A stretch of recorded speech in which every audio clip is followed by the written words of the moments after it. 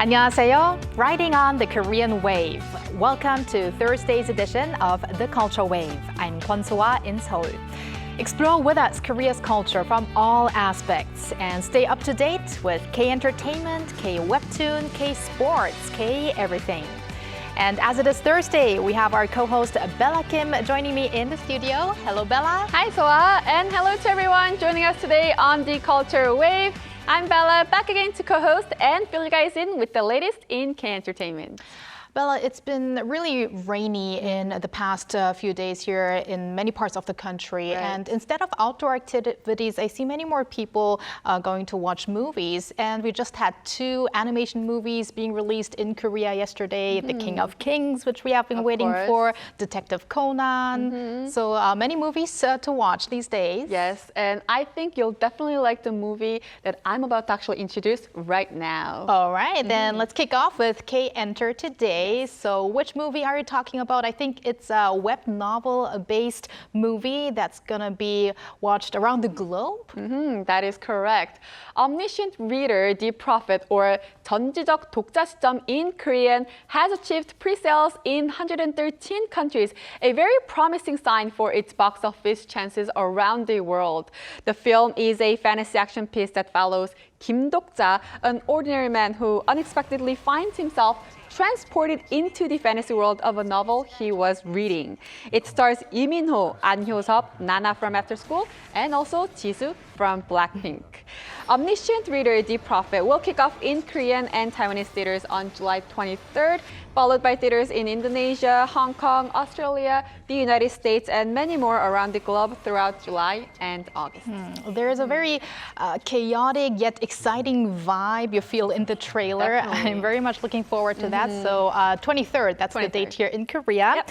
Now, Bella, on to K-pop. We have a group celebrating a very special anniversary. Yes, Monsta X celebrate the 10th anniversary of their debut this year. They held a press conference on Wednesday in Seoul to commemorate this meaningful anniversary. The group attributed their decade-long run to the family-like bond and shared sense of purpose among the members. Monsta X debuted in 2015 and have since built a global fan base with their hit songs including Trespass, Dramarama, and Shootout. In 2021, the group paused their activities as members began their mandatory military service and resumed their activity as a group last May. They are set to meet their fans through their 10th anniversary concert 2025 Monsta X Connect X at Ksports in Seoul from July 18th to 20th. Congratulations to Monsta X on their special 10-year anniversary. We're gonna move over to a member of a girl group that's been also around for quite a while. It's Hyun from Girls' Generation. That is correct. Hyoyeon has returned with a powerful sound that will heat up this summer. She released her new digital single, Yes, on Wednesday, which comes around 9 months after her previous single, Retro Romance, which was released last September.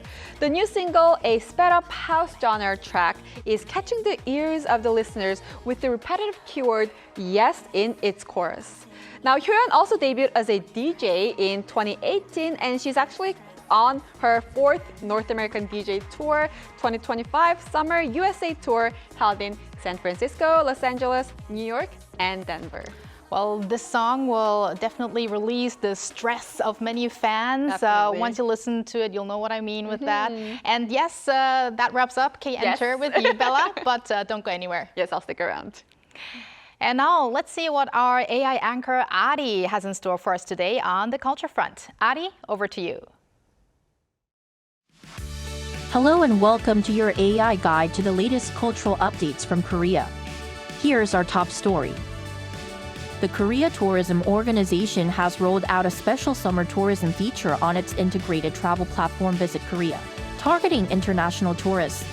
It offers personalized travel recommendations and tour programs based on 6 travel styles: active adventurer, cultural explorer, culinary seeker, nature lover, nightscape collector, and indoor enthusiast. Users can take a brief travel personality quiz to discover their ideal travel style. The organization plans to further expand tailored travel content and marketing for global travelers based on user data collected through the Visit Korea platform. world-renowned soprano Hang Sumi, will take on the role of host and artistic director for the 2025 Lotte Concert Hall Martini Concert Series this fall, presented by the Lotte Foundation for Arts. Speaking at a press event, Hang said the unfamiliar Martini format posed a new challenge, but she is excited to expand her horizons as a vocalist and connect musically with other performers. The concerts will take place at Lotte Concert Hall in Seoul on September 18th, October 16th, and November 20th. Hang gained global recognition after winning the prestigious 2014 Queen Elizabeth competition, and further drew spotlight as the soloist for the Olympic anthem at the 2018 Pyeongchang Winter Games. The Cherry Orchard, marking Cannes-winning actress Chun Do-yeon's return to theater after 30 years, launches its international tour this fall with performances in Hong Kong and Singapore. The production is a contemporary adaptation of Anton Chekhov's classic by director Simon Stone, set in modern-day Seoul. The tour opens at the 2025 Hong Kong Asia Plus Festival in late September, followed by a November show in Singapore celebrating 50 years of Korea-Singapore diplomatic ties. LG Arts Center, the production company, plans to extend the tour to Australia and New York next year. The Cherry Orchard has attracted around 40,000 theatergoers since its Korean premiere last June. That's all from me. Stay tuned to the Culture Wave.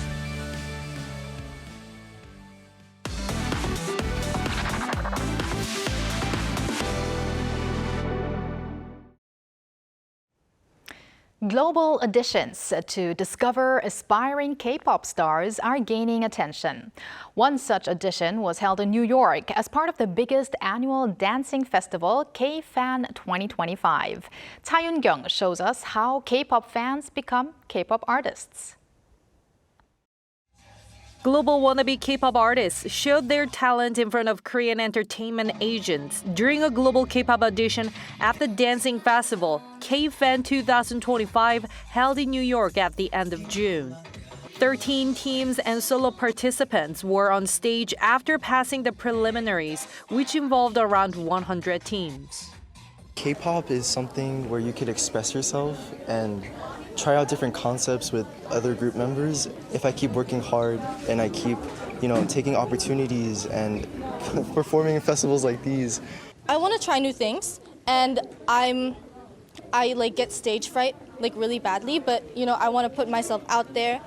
Participants who were K-pop fans were thrilled to be part of the Global K-pop Artist Debut project. Several agents from famous Korean agencies, such as Starship Entertainment and Adore, participated as judges. As K-pop is going viral all over the world, we also need prominent global members. It was worth it to meet lots of potential trainees. More global potential trainees are expected to participate in K-pop auditions, which will also be held again in the US as well as Europe and Asia. Cha Yun-kyung, Arirang News. The increase in popularity of Korean webtoons and web novels has not only led to the release of other webtoon and web novel-based content, like the movie Omniscient Reader that Bella reported on earlier, but it has also resulted in a surge of illegal online reproduction and distribution cases, leaving creators disheartened. Webtoon companies are now actively tracking down the individuals behind these acts. Lee Eun-jin tells us more. K-webtoons often feature uniquely Korean superheroes, with the characters ranging from being cute to quirky. And many of the beloved K-dramas on various OTT platforms are actually based on webtoons. But illegal distribution has become a serious issue, with new episodes often uploaded to piracy sites just 10 minutes after release. This has forced webtoon companies to go after the pirates themselves, which led to the formation of an illegal distribution response team 4 years ago, the first in the industry. They monitor for illegal content around the world with a hawk's eye. They have since identified the operators behind more than 80% of targeted piracy sites. They infiltrate illicit channels and use proprietary technology to gather scattered data online and determine the identities of those responsible. When we send a warning email with a message, "We know who you are," it's not long before they shut down the site or take down our content. To date, over 800 million pieces of illegal content have been removed, and nearly 30 global distribution sites have been shut down. The number of shutdown sites has increased significantly since the team's launch, but the process hasn't been easy. It's personally tough at times, especially when we receive insults from users of these illegal sites, sometimes bordering on defamation. Last year alone, more than 400 million cases of illegal K-content distribution were reported overseas, with over 70% involving webtoons. According to the most recent data collected for 2023, the estimated financial damage to the webtoon industry exceeds 440 billion won. That's approximately $320 million. This is not a problem that can be solved by the industry efforts alone. Such violations leave webtoon creators disheartened as others profit from their work. This has led to growing calls for harsher penalties and for the establishment of a profit recovery system that redirects illicit gains back to the victims. Even when a webtoon is successful, it's not easy to just celebrate. It's heartbreaking. Those who work hard get nothing, while others make money off their efforts. With the new government aiming for a cultural market worth some $211 billion and the value of cultural exports to reach $35.2 billion by 2030, illegal K-content distribution is expected to be a key issue moving forward. 이은진, Arirang News. Here's a note to Arirang TV viewers. We are conducting a survey for our programs, including The Culture Wave, to meet our viewers' expectations. Please visit us at www.arirang.com or on the mobile app Arirang TV to give us your valuable feedback. You also have a chance to win some Bluetooth earbuds and K-pop merch. South Korea has won its first East Asian women's football title in 2 decades. The tournament for the country's men's team did not end that successfully, though. Now, for more in the world of K-Sports, we are joined by our sportscaster Jason Lee in the studio, who will bring us all the highlights. Hello, Jason. Hi, Jason. Hello, good afternoon. Good afternoon. Well, let's start on a celebratory mood. So, South Korea's national women's football team has won the title for the East Asian Football Championships, and that for the first time in 20 years. Yes. I'm saying yes. Yeah. Oh, Hyun's yes. Yes. Release the stress. That's right. Release the stress. I'm saying yes. This was actually a little bit unexpected, by the way, because Korea tied China 2-2, and they also tied Japan 1-1 in the first 2 games. But both those teams also beat Chinese Taipei. So basically, whoever won between China and Japan would have 2 wins and a draw compared to Korea's best possible outcome of 1 win and 2 draws. But would you believe that China and Japan, they actually played to a scoreless draw, meaning all Korea had to do was beat Chinese Taipei and they would have a chance to win this all. And indeed, they went on to a 2-0 win. And that means that all 3 teams, they finished with 1 win and 2 draws.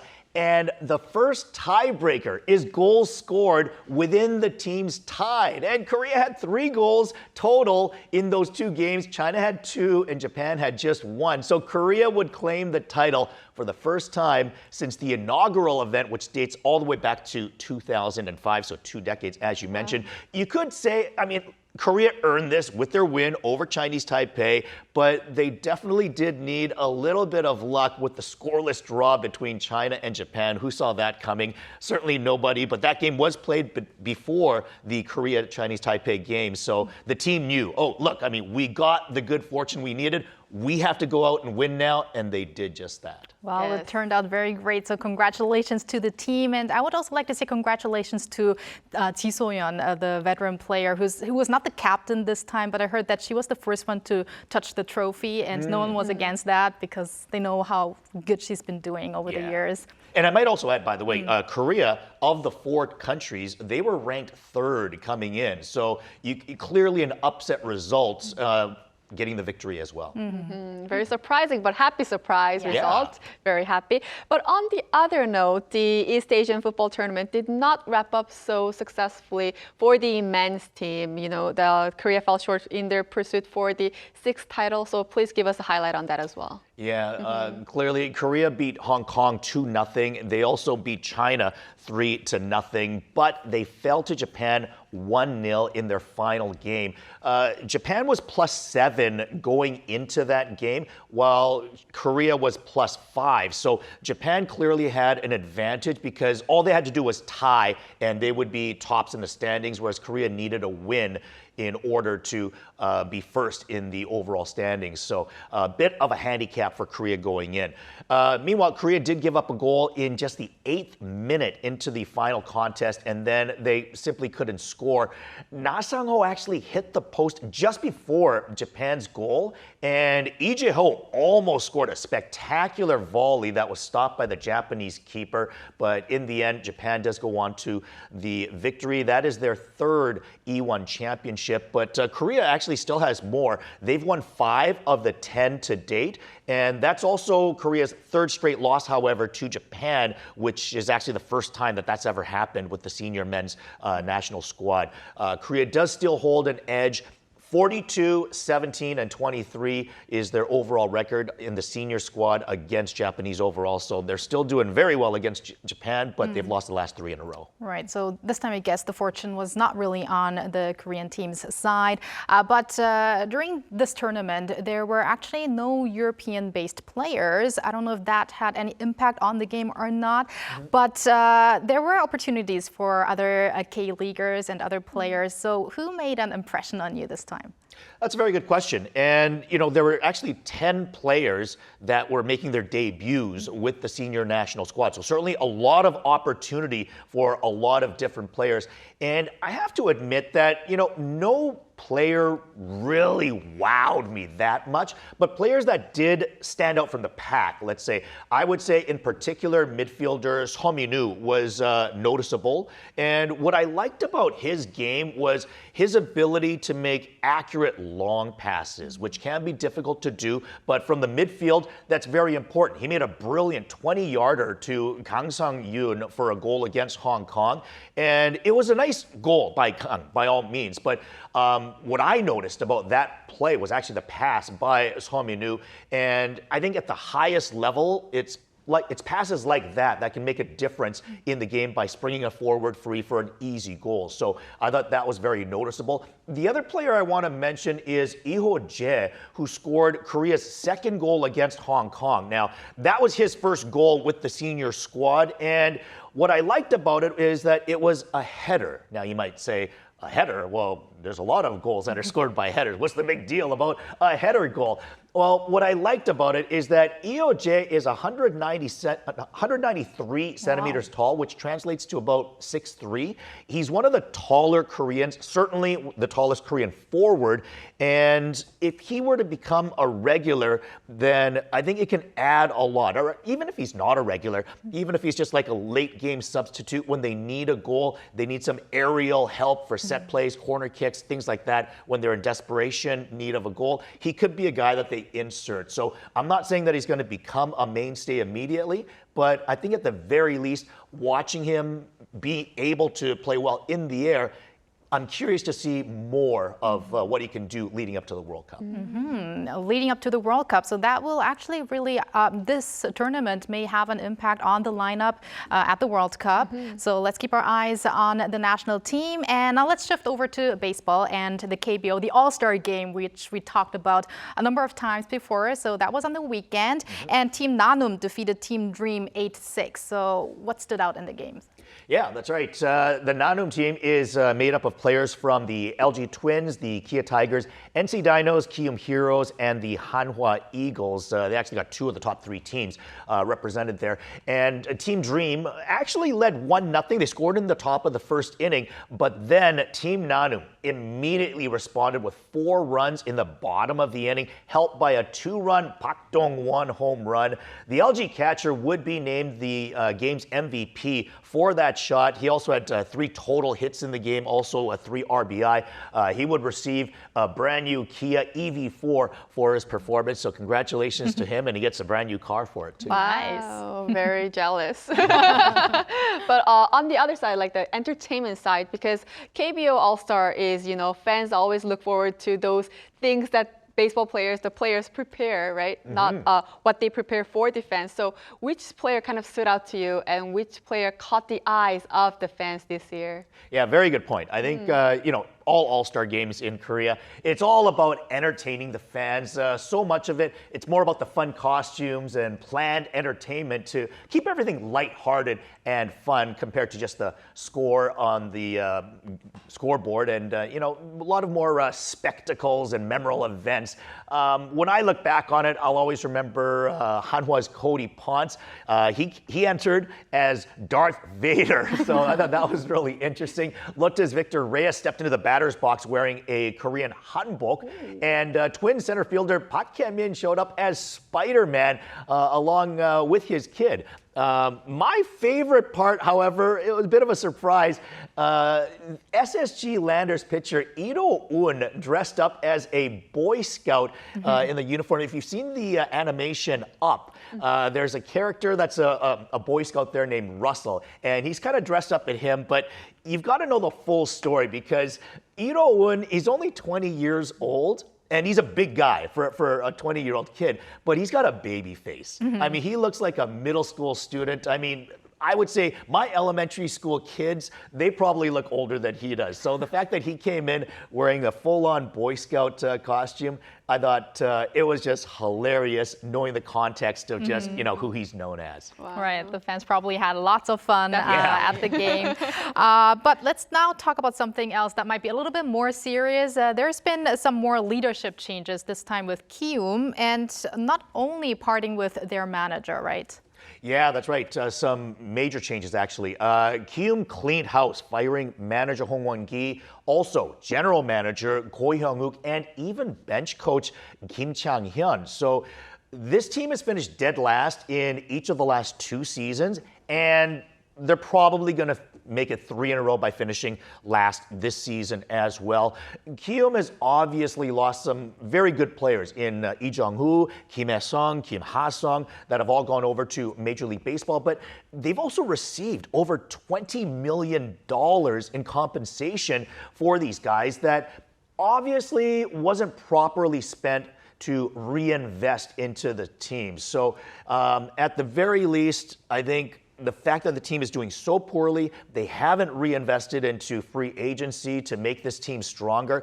I think the fans are clearly disappointed and upset. And there have even been articles that have come out recently where the KBO's Players Association has been accusing the KUM Heroes of some mismanagement. And there might be some more coming out of this in the near future, but certainly there's a lot of people that are upset. And for the time being, those 3 have been taking the fall. And speaking of recent articles, I also saw how the manager or ex-manager Hong just a few hours ago posted on social media his last goodbyes to the team. So let's see how it all works out for Kiwoom in the future after that reshuffle. Right, definitely keep us updated. And speaking of the 3 former players that you've mentioned from Kiwoom, the Major League Baseball also just had its All-Star game. How would you say the first half has been so far for Lee Jung-hoo, Kim Hae-sung, and Kim Ha-sung? It has been an absolute roller coaster ride so far this season. And yeah, let's start with Lee Jung-hoo, who was off to a hot start in April especially. Not so much as of late. His average has dropped to 249, and he's even been hitting lower in the order now. He's been batting usually 6th, 5th or 6th, whereas he was starting the season 1st, sometimes 3rd. So not so good as of late, but honestly, I think what's happened is that pitchers are starting to figure out how to pitch to him. And now he needs to recognize that and adjust his hitting to how he's being pitched to. And honestly, the way that he is, the student of the game that he is, I think he's going to figure things out eventually, certainly before the end of the season. And I think before you know it, he'll be back in the right direction. Kim Hae-sung on the Dodgers is getting much more playing time as of late, and he's been contributing with a .339 average, 2 home runs now, 11 steals in just 112 at-bats. I would say that he has outplayed Tommy Edman as of late, so hopefully that'll make him even more of a mainstay in the lineup for the second half. And as for Kim Ha-sung of the Tampa Bay Rays, he really hasn't played enough just yet, just 6 games after returning from shoulder surgery. He does have a home run already, but he's hitting just .227 so far in a very small sample size. But I think we'll obviously see a lot more from Kim Ha-sung, and I think we should expect them to have a significant impact for Tampa Bay, not only with the bat, but with the Gold Glove defense that he provides from the defensive side of the ball as well. All right, well, that's all the time we have today, Jason. It felt like our sports stories today were actually our roller coaster. Yes, from great news to disappointing news. That's right. Well, thank you very much for all those updates, and see you next time, Jason. Thank you, Jason. And thank you, Bella, as always. We're going to see you back here tomorrow. Yes, I'll see you back tomorrow. Thank you for spending the past half an hour with us on The Cultural Wave. And please join us again tomorrow on Friday at 2 p.m. Korea time, and maybe one day here in Korea.